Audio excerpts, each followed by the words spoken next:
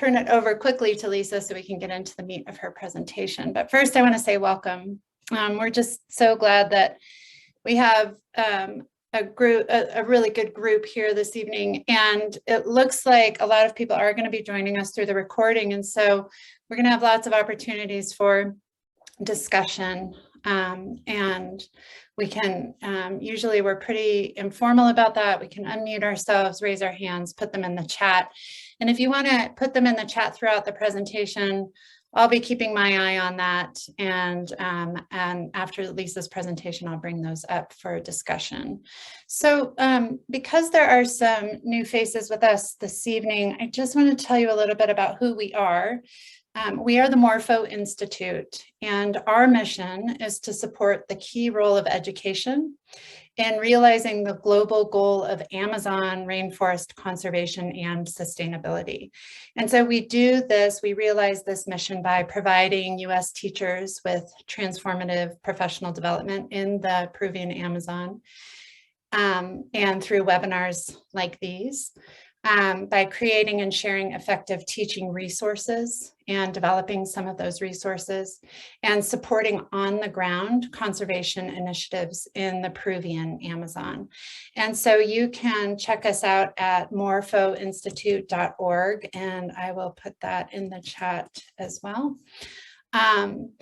So that's who we are. We encourage you to look us up, spread the word. We're building our network and looking for, we know word of mouth is a very powerful way to reach people.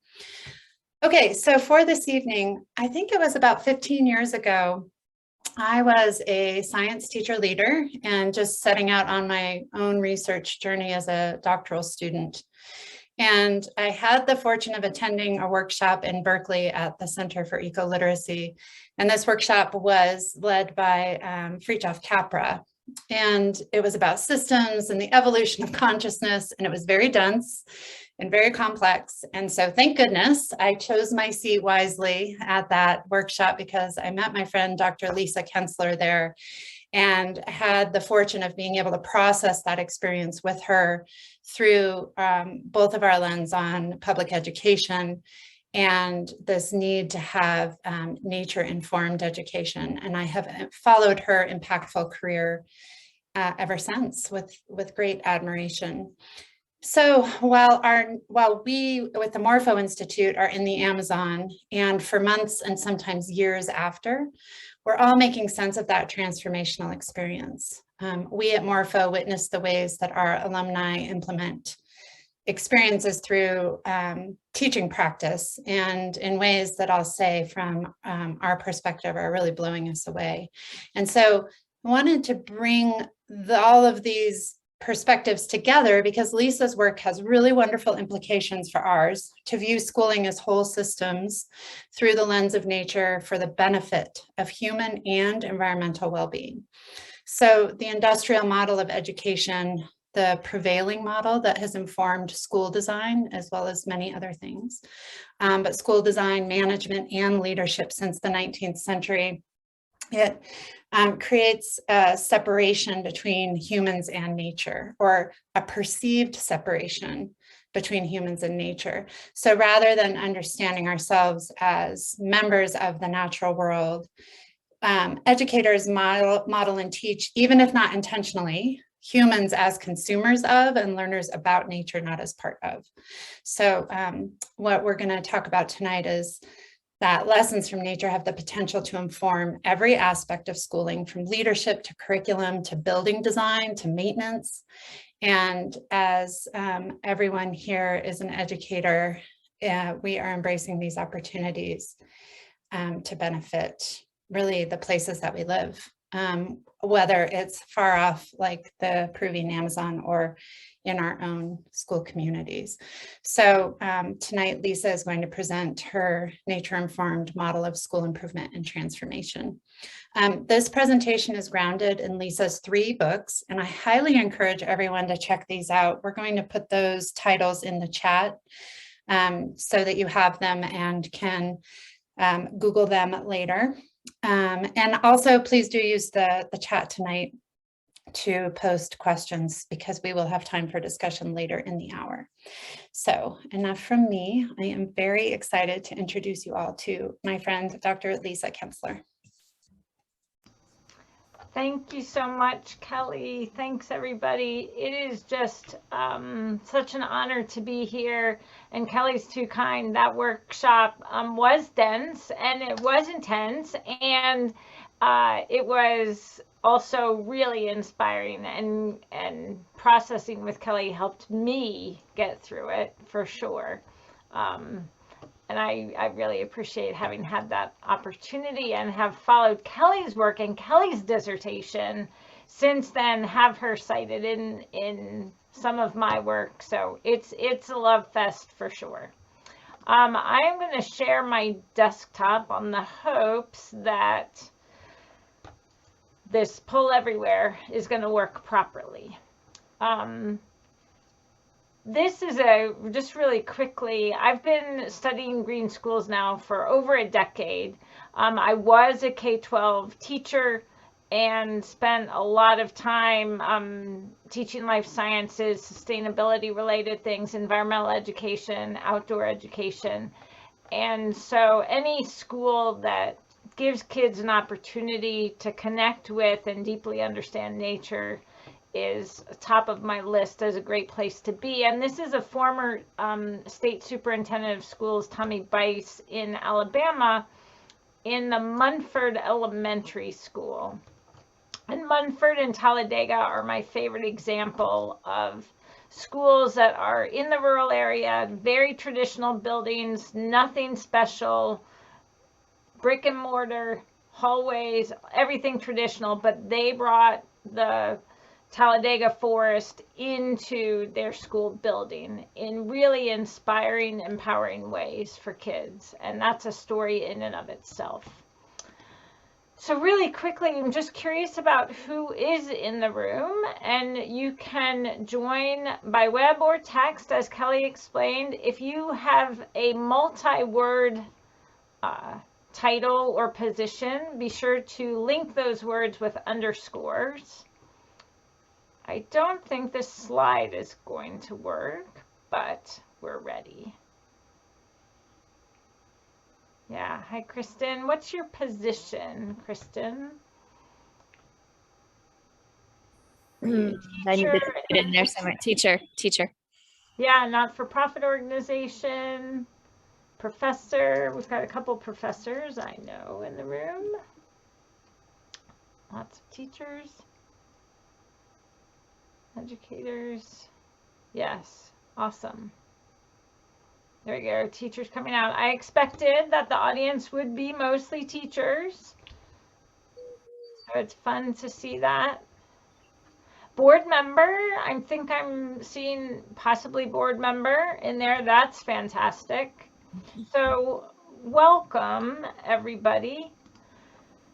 These are the 3 books. Just really quickly, I just want to tell you the first book, published in 2017, presents a research-based argument for green schools. And green schools are schools that practice whole school sustainability. Whole school sustainability is applying the principles of sustainability to the enterprise of school in every aspect. 2021, last year, we came out with our second book, and we had a central case study that tells the story of change from a traditional school district to a Green Ribbon award-winning school district. And the superintendent was actively involved in that. We had full access to the school district and the staff and the teachers and the students. And it was a really powerful experience. And telling their story shows what's possible, right? And gives us some guiding ideas. And then the final book in 2022 that's just recently come out is an edited work of case studies written by the K through 12 educators, PK through 12 educators who are leading the way in sustainability, and everyone from superintendents to teachers to sustainability directors have contributed to chapters in that book. And so today, the risk is sharing too much, but I'm really going to touch on a lot of topics briefly. So let's just start in the chat with, what does nature mean to you? How would you define nature? And we'll wait for just a few moments in the chat to see what pops up.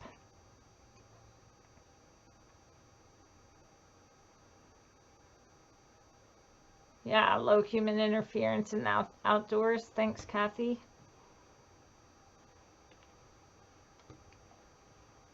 Wild free. Oh, wild was my word for the year a couple years ago. Yes, yay. Non-human made world. Yep. So I was reading some literature recently and came across Nature is My Church. Yes, me too, Kathy.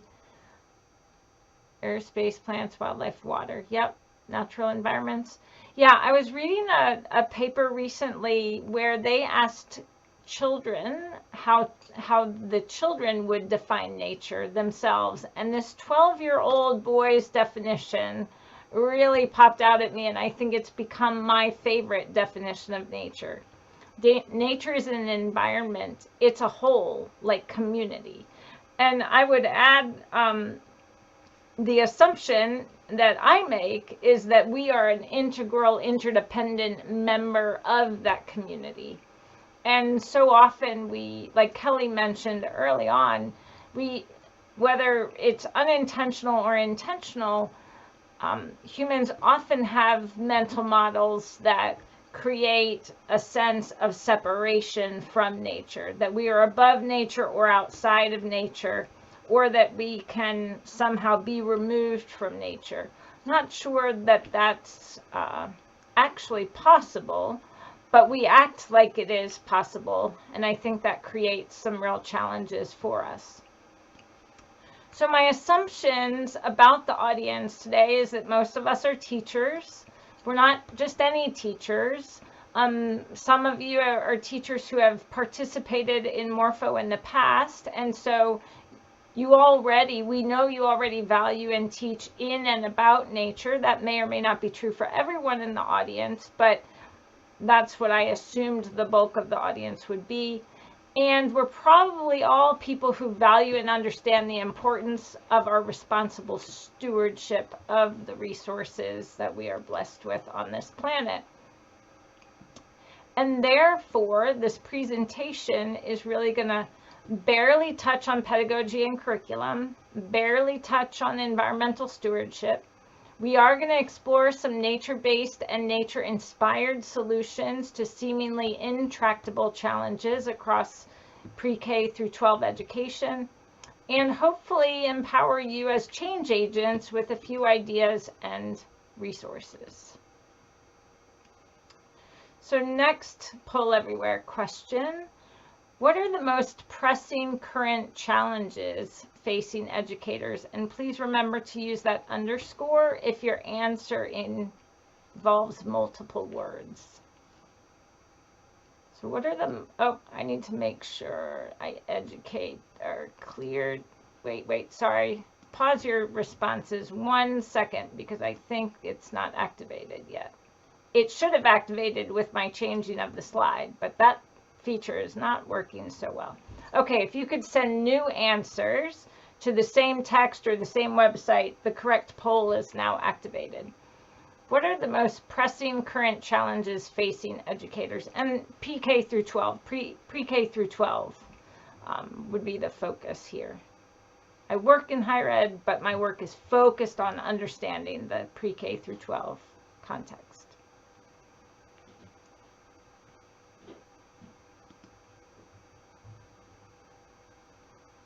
Are you sending responses?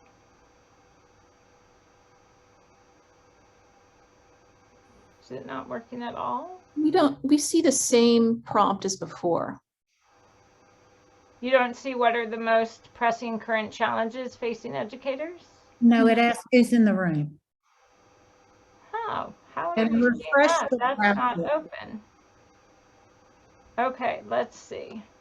Well, there's a few of us. Let's just not worry about pull everywhere. Let go of that. Just speak up. What are a few of the most pressing challenges? Or you could pop them in the chat rather than use time to solve tech problems, which not great. Okay, apathy, Kathy. I gave everybody the option to unmute your mics too, if you like, so feel free. Sure.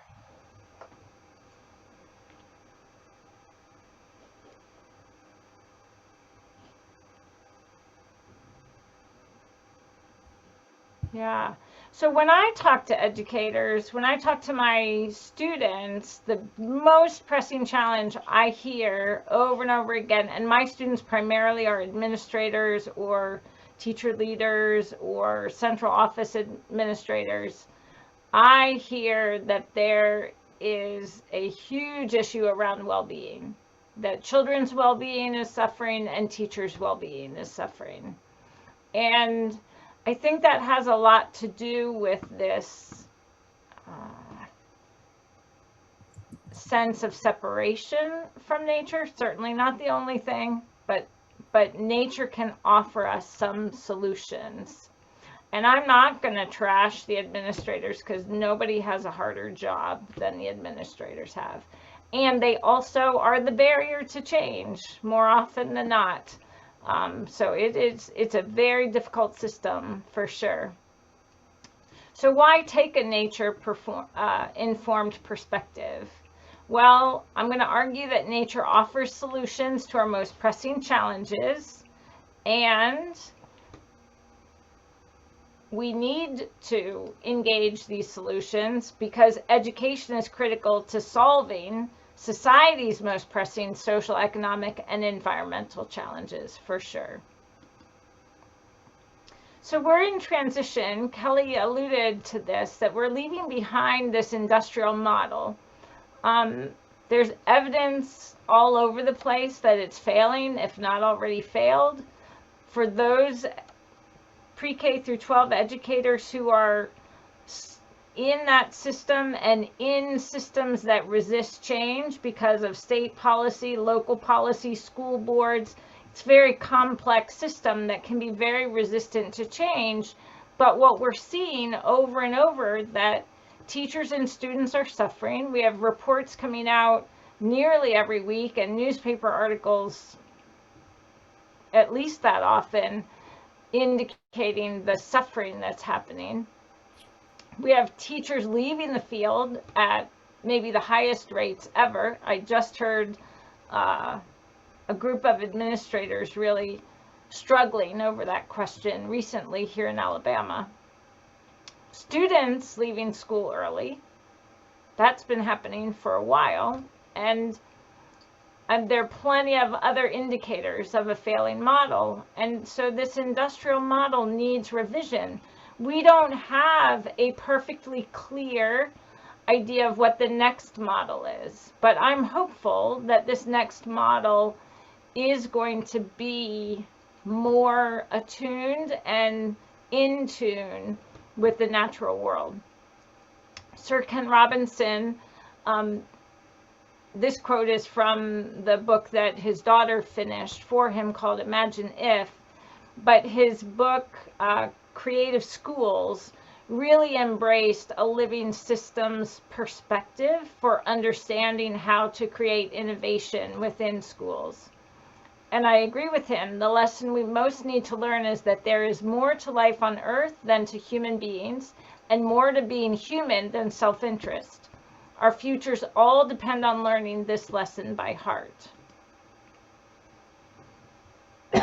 And then we have Margaret Wheatley's work, and if you're not familiar with her work, and if you like the idea of applying the natural sciences, the new sciences, to understanding organizations and leadership, I highly recommend it. She is the reason I went off to get a doctoral degree way back when. We look hopefully to nature to teach us how to do what living systems accomplish with such skill: learn, adapt, and change. And then finally, nature holds the key to our aesthetic, intellectual, cognitive, and even spiritual satisfaction, which I would say captures a sense of well-being. And that's E.O. Wilson's quote. So there are lots of reasons to engage this question of how we might take a more intentional approach to bringing nature into the center of the conversation around school improvement. We know that the theory of biophilia tells us, and we have so much evidence coming out so rapidly, that connection with and time in nature fuels our well-being. Is it the only solution? Of course not. But is it an option that could help teachers and students feel better at school? Absolutely. Nature also offers inspiration for school improvement, and we learn that through biomimicry. And our collective future demands living differently with each other and our planet, and those are the principles of sustainability. I'm not going to dive into that too much tonight, but a little bit. So I'm going to look at addressing issues of well-being very briefly, and issues of school improvement, and then leadership. What can we learn to be better leaders? What can we learn from nature to help us be better leaders?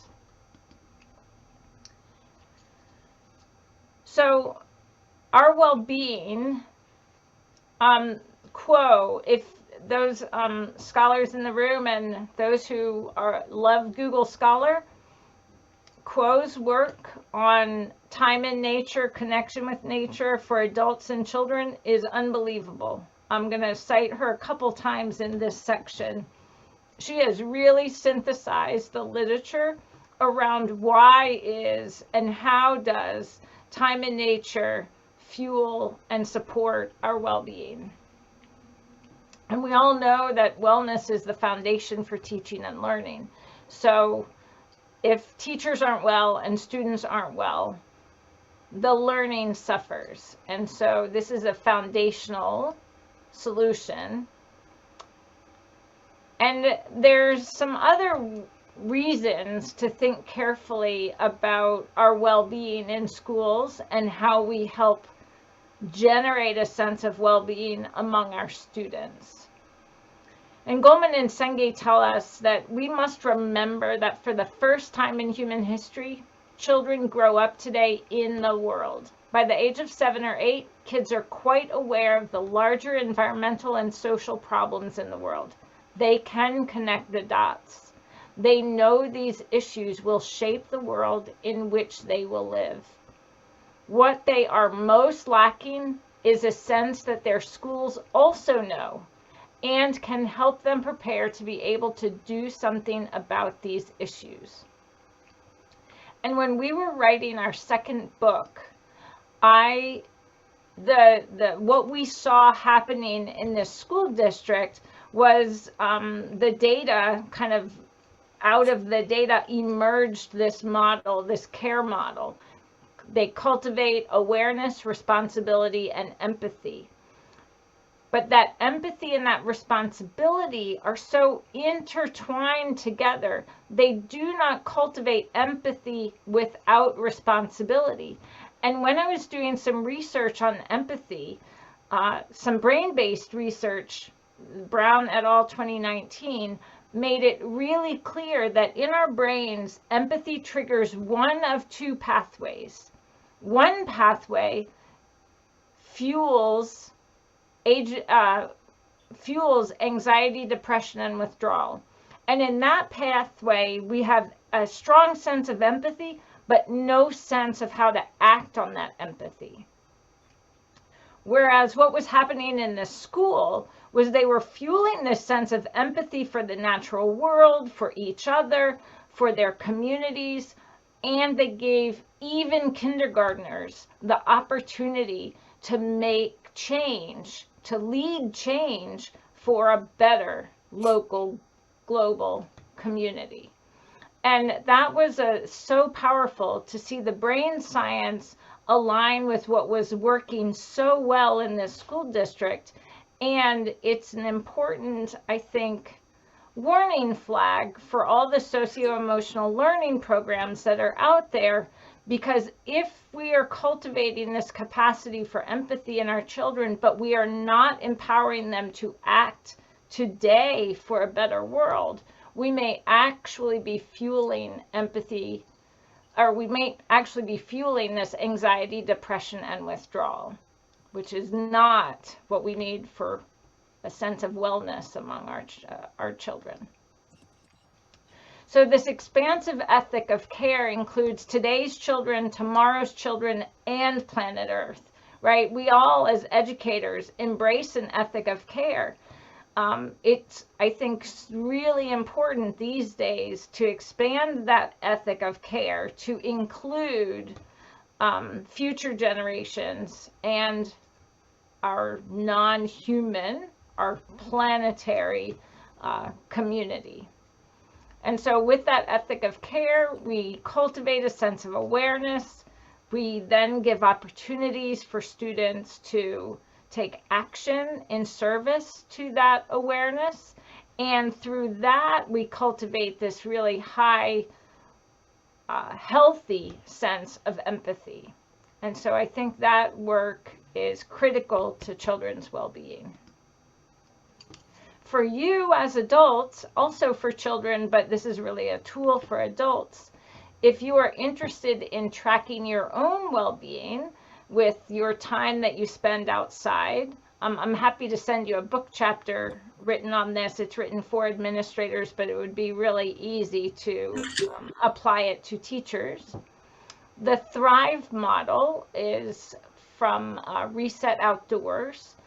And time in nature, and it's research-based, time in nature supports the clarity of our thoughts. It supports our health, supports our sense of resilience, our interdependence with each other and the natural world.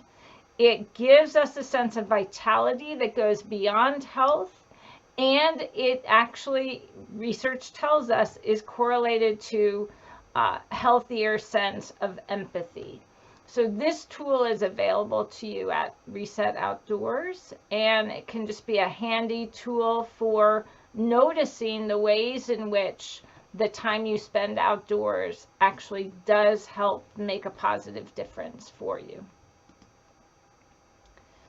So then if we shift to school improvement, and I'm watching the time, we're going to talk quickly about how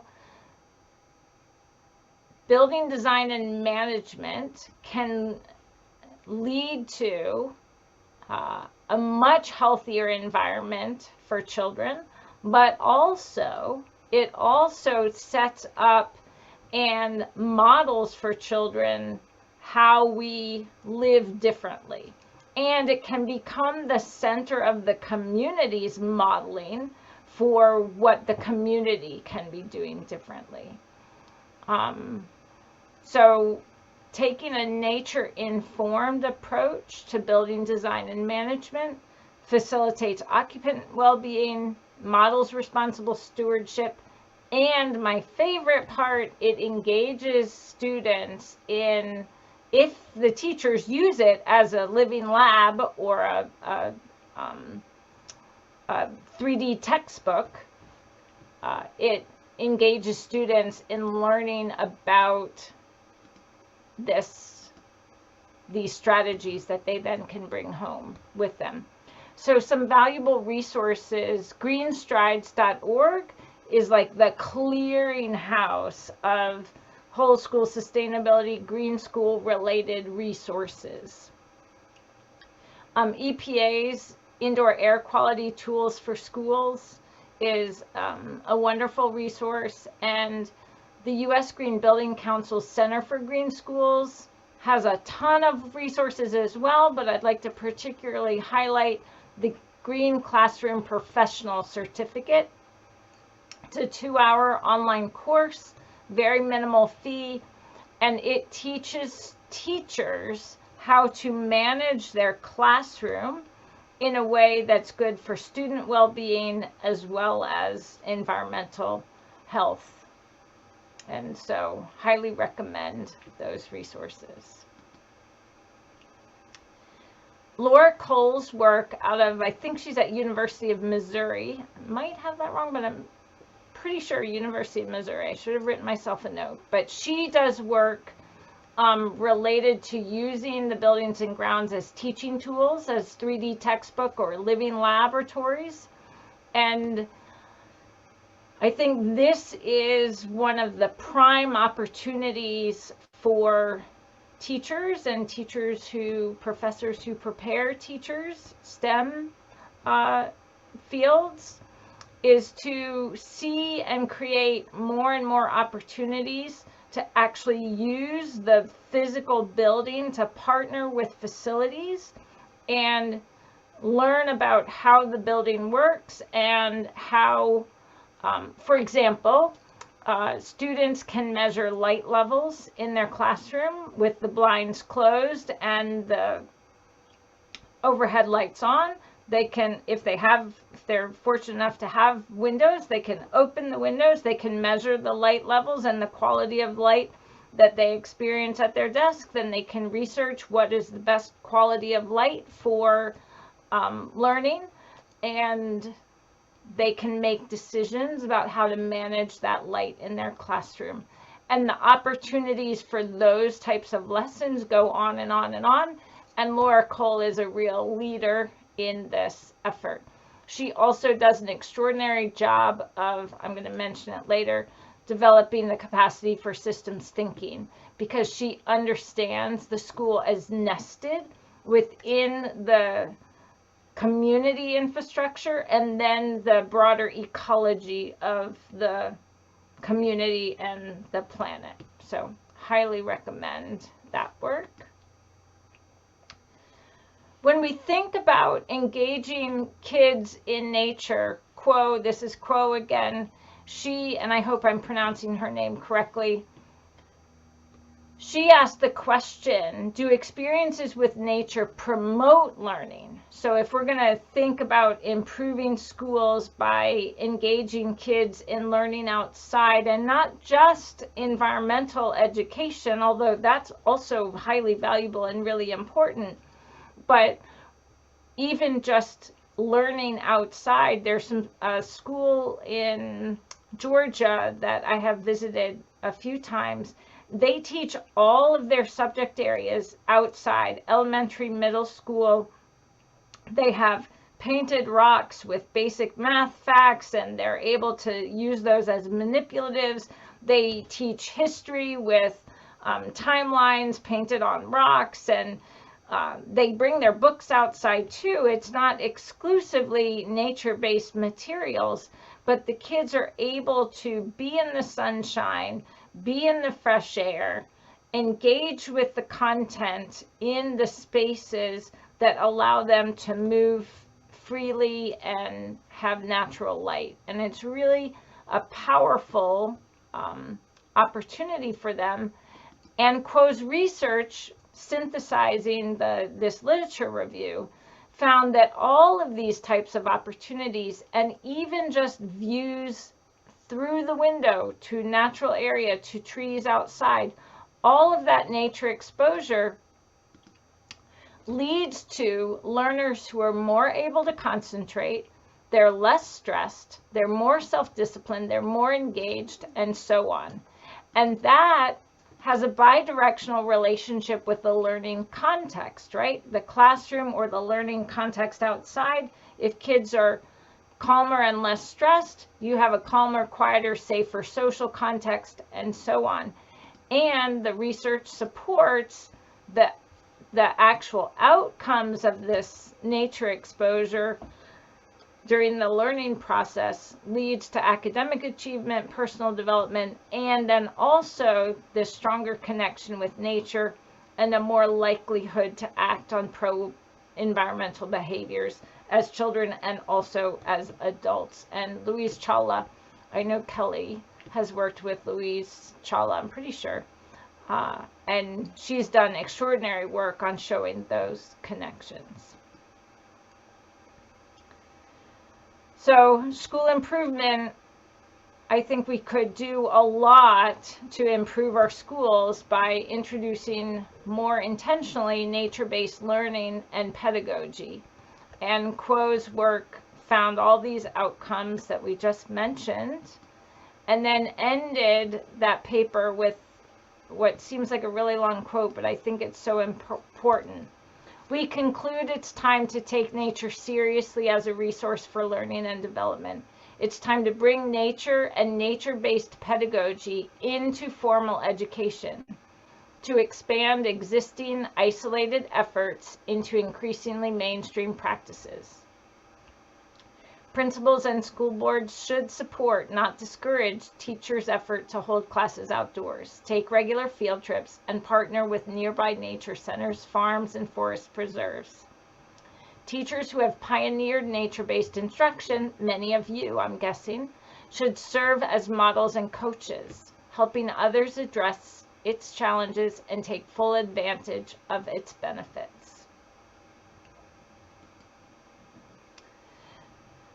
So moving quickly into leadership, what are some nature-inspired lessons that apply directly to our leadership practice, either as, I believe everyone's a leader, so students are leaders, teachers are leaders, administrators are leaders, professors are leaders, right?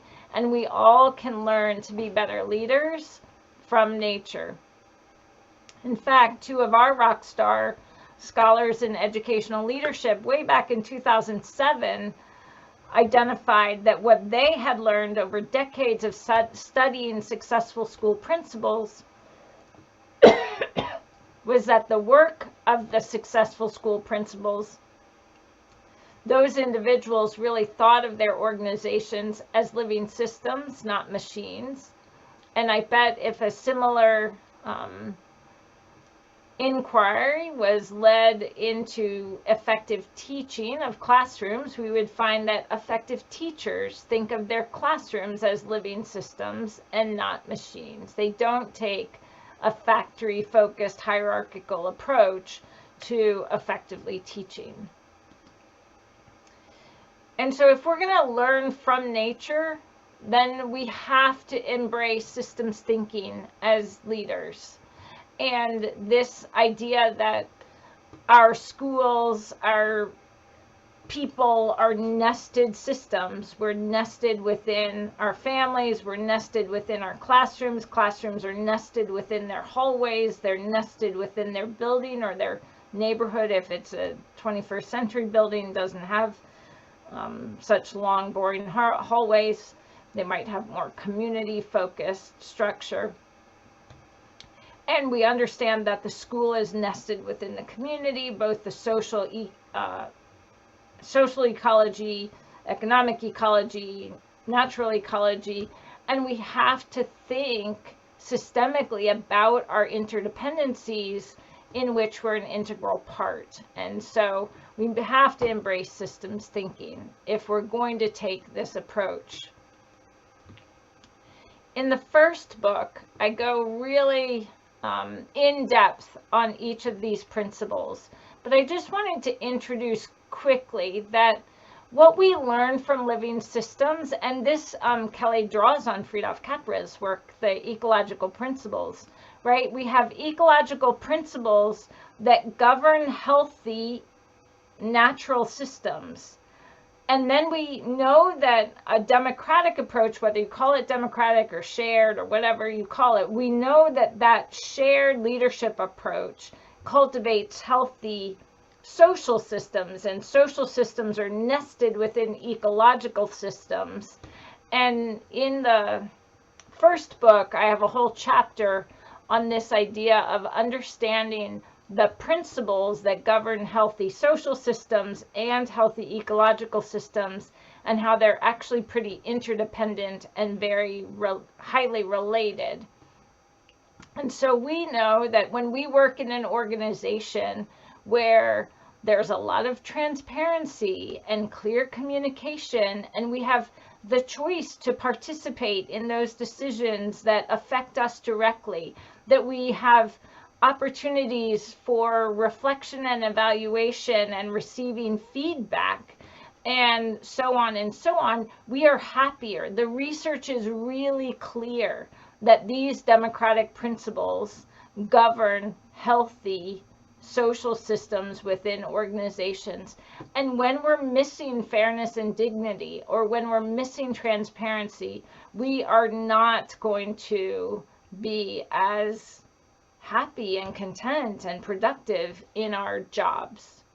We also know that a coral reef is going to operate on the same ecological principles that operate within a tundra, and that we as humans need to align our practices, our building management practices, our home management practices.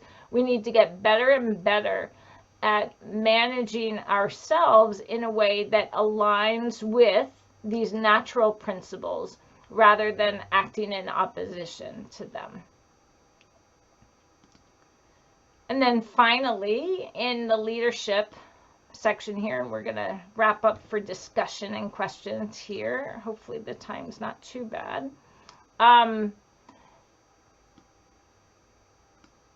We have a paper, Cynthia Uline and I have a paper from 2019 where we dive into taking an ecological restoration model, and my master's degree is in environmental restoration, ecological restoration. But we take that ecological restoration model and we apply it to how might we take these ecological restoration concepts and apply them to schools. And so this paper is the theoretical model for what that might look like.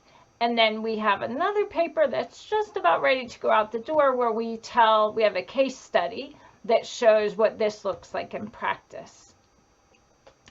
But when we restore an ecological system, we have to think about the environmental conditions. What are the quality of the conditions?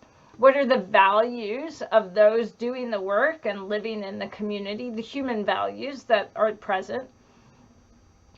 What's the commitment to this restoration? And what form is that leadership taking to make it happen? Well, we can take, we can take that same model and apply it to schools and thinking about, okay, a school leader who wants to transform their system and restore the capacity for connection with nature and deep learning, they need to look at the quality of the nature that they're in, right? It's very context specific. What's the quality of the schoolyard? What are the opportunities for restoring some natural systems within that schoolyard, if they're assuming there is a schoolyard? What are the conditions of the facilities? What are the opportunities for aligning our management of those facilities more tightly with healthy environmental practices? And then the social aspect of those conditions. What are our social networks that help fuel and distribute and disseminate the learning that's happening as we engage in this work? And then the values are really the values of sustainability, ecology, social, economic, the cultural, and then personal well-being. What do we value? What are we going to prioritize in our work together? What's the level of commitment that we bring to that work individually and collectively? Are we really committed to this work? And then finally, how do we approach the leadership for this work from more autocratic? The center of the model is the less effective practices radiating outward towards a more engaging full practice of restoration. So when we think about school reform, I hope we're going to start taking a more holistic approach, rather considering restoration rather than reform. Reform is often so much grounded in the industrial model and industrial thinking. So that article is laid out there. I'm happy to share it with anybody who may not have access to it behind a paywall. And so I would say that in this very quick presentation, nature offers us solutions for school improvement around well-being, all aspects of school improvement, and our leadership approaches for facilitating that improvement. And that wraps it up. And so I'm happy to stop sharing, or yeah, I will stop sharing and open up for questions and discussion. Awesome. Okay. Thank you, Lisa. Just so I have notes scrawled everywhere, so much thinking as you were presenting. So thank you so much for such a thoughtful presentation. And I want to just open it up to the room and see if anybody has questions for Lisa, thoughts about any parts of the presentation. You can unmute now, and we can have, you know, a general discussion. Oh, Christine, do you want to jump in?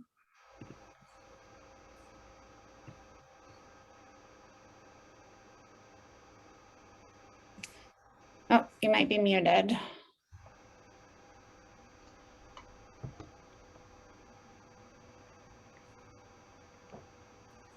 Okay. I'm sorry. Is it?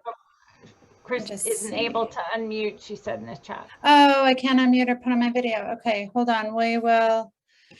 Oh, so sorry. Okay. We'll work on that. If you want to put your comments in the chat in the meantime, I'm very sorry about that. I thought we could do that. Let me just look at our permissions. Again, the technology. And just make sure I'll look at my settings. But you know, in the meantime, while we're figuring that out, Lisa, I wonder if you could just mention briefly what the case study was that you all are publishing around the restoration. Yeah, we have a story from Discovery Elementary School that's in Northern Virginia, and they built a school with connection with nature, nature inspired everything built into the design of the school. So when you think about the conditions that are important, so we go through every aspect of that model and share stories from the Discovery case story about what those ideas, what that educational restoration could look like in practice. That's so great. Their playground is filled with nature-based elements, not plastic, metal elements. They have, every classroom has access to their own little backyard, and they have gardens right outside the classroom door. So the separation between children and nature and outside is seamless inside the building and outside the building.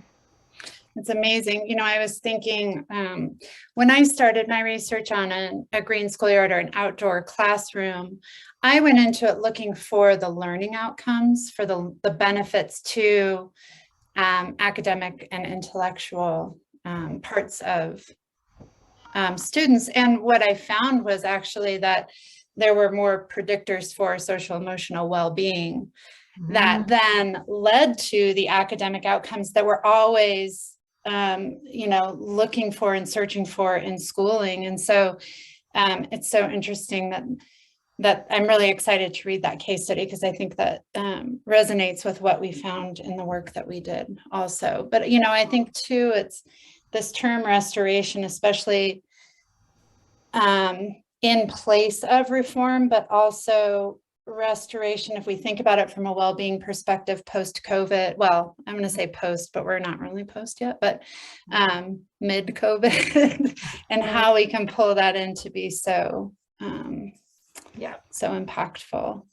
Okay, it looks like Krista opened up the mics, and yeah, and Megan said that the restoration as opposed to reform also resonated with her. Thank you.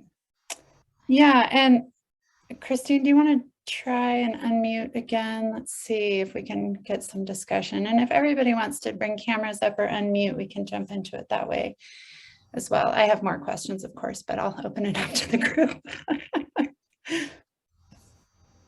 I'm so sorry, not able to unmute. Okay, well, Christine said, Lisa, your presentation made me think about how our adult workspaces work in the same way for us as a school for a child. Mm-hmm. Yes, absolutely. I couldn't agree more. And Harvard has a study out, and in a 40-minute presentation, it's hard to pack it all in.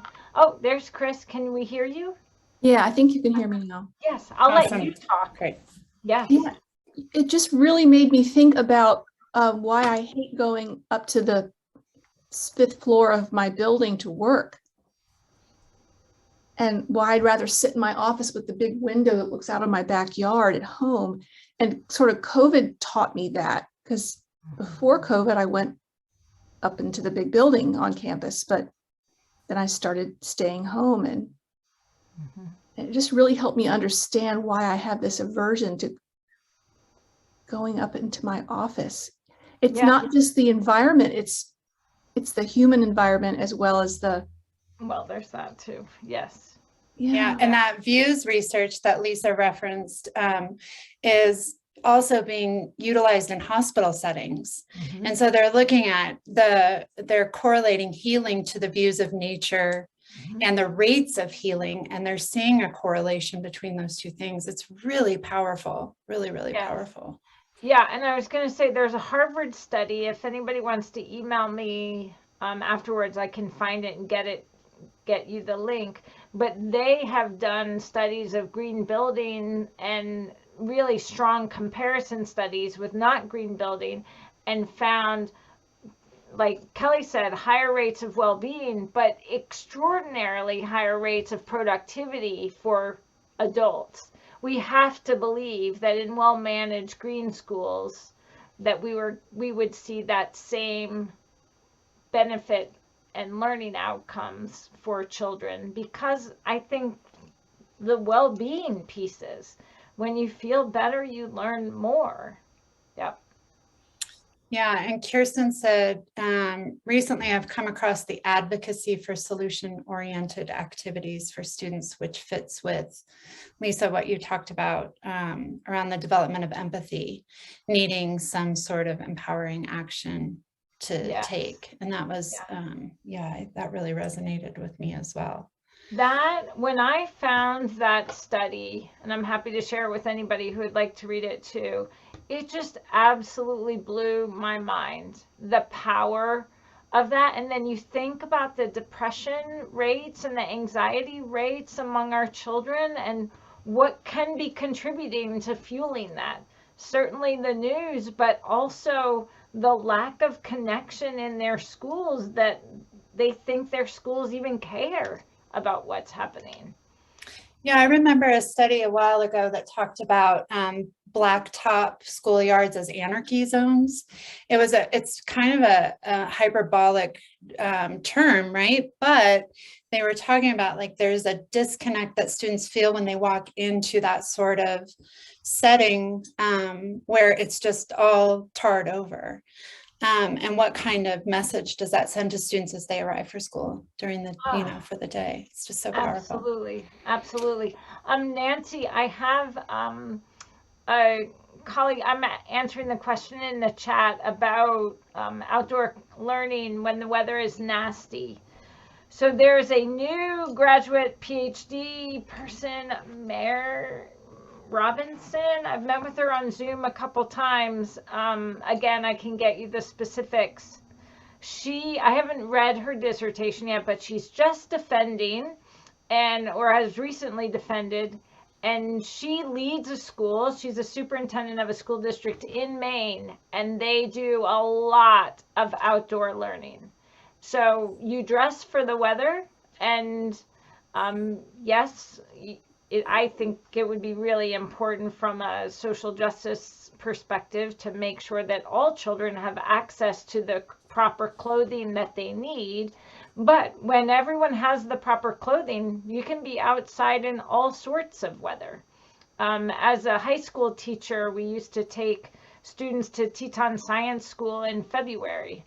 And as long as we were all dressed right, we were out all day long, lunches in backpacks and cross-country skiing, literally all day. So I think it takes resources and innovative willingness to help everyone learn how to enjoy the weather of all types. I've seen too where communities and schools are doing gear checkout also to address that equity issue and access, where similar to the Teton Science School, they have gear that students can check out for going outside in colder weather. And Yeah. Krista said, just like the Amazon rain or shine would go. Yeah. Yeah, and I think, Nancy, the uncomfortable kids piece from a parent's perspective, this whole thing has so much to do with the culture of the community and the school setting the tone for that culture around bringing nature into the school in a very integrated way. I think that's really important. And another piece that I think you hit on, Lisa. Yeah, and really important to bring parents into that conversation and helping them to understand the benefits for them too, to spend more time outside. Yeah, definitely. Well, I want to just watch the time, knowing that, again, time is our most valuable resource. We're willing to stay on for a few more minutes. If you all have any more questions, discussion for Lisa, and also want to just say that we are at the hour. And I'll say too that our next webinar is going to be with our dear friend and colleague, Dr. Marie Trone, who's going to be talking about the pink river dolphins of the Amazon River. And I'm going to put the link in the chat for that event that's coming up. But, you know, again, we can stay on for a few more minutes. And if you do have to sign off, we hope you stay well and stay safe. And yeah, all right, good. Anybody else have questions? Lisa, Janet? this is Janet. Hi, I'm actually in Alabama.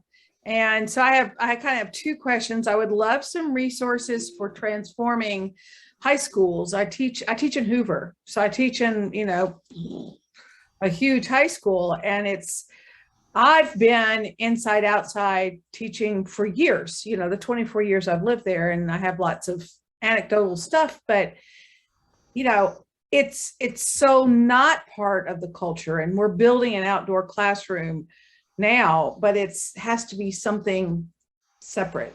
So I would love, maybe in the chat or something future, if you could lead me towards some secondary larger school case studies and that transformation. And then the second thing I wanted to ask is, I kind of was coming in late, and you were saying something about Tommy Bice, and was he helpful in all of this, or what was he was a fan for sure. Okay. of this work. And Talladega, this is a totally different context than Hoover. Oh yeah. But Talladega School District, the Munford School, the Munford line, Munford Elementary, Middle, and High School. Munford High School does an extraordinary job of engaging their kids in learning outside. They have like an arboretum area, they have a forestry pathway, they have fishery ponds, they have fishery, I don't know what you call they raise fish in a greenhouse. I'm not in fisheries, I don't know, but it's way cool. And Tommy Bice, I was on the tour when he toured that years ago, and he was like, I want my kids to go to a school like this, right? So he definitely understood and valued the work for sure. I know him pretty well, so that's just a side that I wasn't aware of. And that would be a conversation I could have at a future point with him, and what he's doing with all of the things that he's doing too. So that was, I wanted to know where that came in. Yeah. But I would love to have some more resources for secondary transformations. And I love it that there's a vertical thing going on in Mumford that I can look up too. Yes. Yeah, you definitely can. Yep. I mean, that whole district has their Lacey, Dr. Lacey is our state superintendent of the year, or superintendent of the year for the state of Alabama this year. And their district has so much going on around project-based learning. Their high school graduation rates have just skyrocketed. They're up around 98%. So I think there's a lot of value that can be learned from them. And they're not too far from you, but a very different context, of course. Yeah. Yeah. Thank you. Yep, you bet. Lisa, I've got a question. It's Kathy Law, and I've had a school garden I've created for about 15 years, and it's just been an amazing 3D classroom. I love that term. Thank you. I am retiring this year. I'd like to continue to spread the word and to inspire other teachers, other organizations to continue to get the kids outside to learn. Do you have any recommendations of how I could apply my delicious experience and boundless enthusiasm to help inspire other organizations and teachers to get their kids outside? Certainly journal writing, I'm doing a lot of lecturing. Is there, your books they look so amazing. I mean, that kind of thing sounds appealing. Do you have any recommendations on how I could be of assistance in this? Well, I think that we need more cross-curricular opportunities for using school gardens. Okay. I don't know of a book that does that. Do you know of a book, Kelly, that does that? I don't. So, like a how-to, like how do we teach English in the garden? How do we teach math in the garden? How do we teach all of the subjects in the garden? Because when we have practical, tangible descriptions and examples of how to do that, I think teachers are gonna jump on the opportunity more rapidly because they don't have to envision and create it. We have innovative teachers like you in every school who do some of it, but we need larger access to kind of those creative cross-curricular opportunities. And especially ones that would follow the next generation science standards, for instance, in talking about science. Yeah. Good. Yep. All right. I've got my homework. Thank you so much, Lisa. Yeah. It was a lovely talk. Yeah. Thank you so much. I agree. I mean, I think there's a huge perceived obstacle for teachers who are not science teachers to use outdoor classrooms when actually it naturally integrates across the curriculum. And it's next gen, but it's also Common Core, and it's also the geography. I mean, and so we just have to get in the door with a lot of teachers to be able to showcase, Lisa, like you said, to just show that there is a tangible way to do this in the space right outside the building. Yeah. Kirsten has a question in the chat. And Kirsten, I think I've got you able to unmute yourself now. There I am again. Thank you. Yay. You can't see my face, but well, except for that picture that I think is really old. I need to change that. Beautiful. Yeah, it was just some general questions, and you kind of answered it with Kathy Law's question too. I'm a teacher at my site, and the good news is that we all said at the beginning of the year we want to have environmental literacy as a focus, and so we've been working on developing a TK6 grid to align environmental literacy place-based activities with our science program for starters, but that could expand into integrated art activities and reading and books and social studies, all of that. That's the future. And we've done a lot of really good work, and I got some really good support from the county office and also some of our environmental education partners, a couple of important ones. And then when you take on these big projects, there's always this point where you go, okay, what now? Or wait a minute, it's not done. What's the final project supposed to look like? And how are the other teachers feeling? Are they on board or not? Or yeah. So what I wrote in there was, I'm trying to build capacity. How do I get buy-in from colleagues, and how to build that school culture around using nature for learning, because we have a really sweet campus. Yeah. So right now, my experience is that the sweet spot is around well-being. Yeah. Is that if we can give people, children and adults, right, the opportunity to experience the effects, the positive effects for themselves, that's one way to rapidly get people to say, oh, that makes so much sense. Like, yes. Yeah. And I just presented Saturday to a group of superintendent wannabes in Alabama. And that's not always a crowd that I think is going to welcome my message. And they did. They loved it. And they loved it because they're like, yes, we need help around helping people feel well at school. People are really struggling.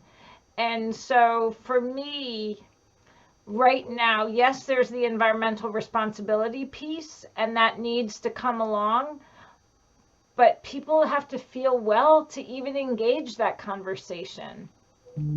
Yeah. So I think really capitalizing on the research and support, and then giving people that experience and helping them notice how much better they feel and how much better their class behaves. Now, the first few times you take a group of 35 kids outside, that doesn't necessarily go smoothly, right? Because we just know that when you let the first few times, you got to get some ground rules, and you got to build that capacity, like you said, to help students understand boundaries and guidelines and expectations, but still have it be fun. But it gets better. My experience is it gets better really fast because they want to be there, and all of a sudden learning is so fun. Yeah, thank you. And I think the takeaway that I just got from you was the reminder that the more opportunities we have to bring our colleagues outside and have some wellness experiences, that's huge. Just make sure we have that piece. Thank you. Yep, you bet. And that group, Reset Outdoors, they do online brief, like 2-hour workshops, and you can do them over Zoom with teachers, and then kind of get the research and the ideas behind it, and then what does it look like to spend that time outside in a way that fuels your well-being. They do a really great job with that. Yeah, it's funny, when I did my research, we didn't focus on teacher outcomes, but it was always my intention to follow up, because we actually noticed that teachers' sense of well-being from being out with the students and being out with their peers and their colleagues, it fueled well-being, but it also fueled their own sense of curiosity, and it rejuvenated a lot of their passion for then being able to see that in their students. And then the other thing that we noticed is that there's always an inverse correlation with students who typically have more management, and I hate that word, but have more, that management issue kind of thing inside. They're always the students that teachers worry about, and it's opposite. When they get outside, they are the most engaged. Yes. Spikes in learning, it's just really fun. And so being able to share that with our colleagues, I think is. And Quo's work, some of her other articles show that those are actually the kids that benefit most from the learning time outdoors. Those kids that we would say are difficult to engage in the traditional classroom. And when you look at it at the like socioeconomically, racially, ethnicity, those predictors of lower student performance, time outside, learning outside, closes those gaps, removes those barriers. So there's a lot for us to learn.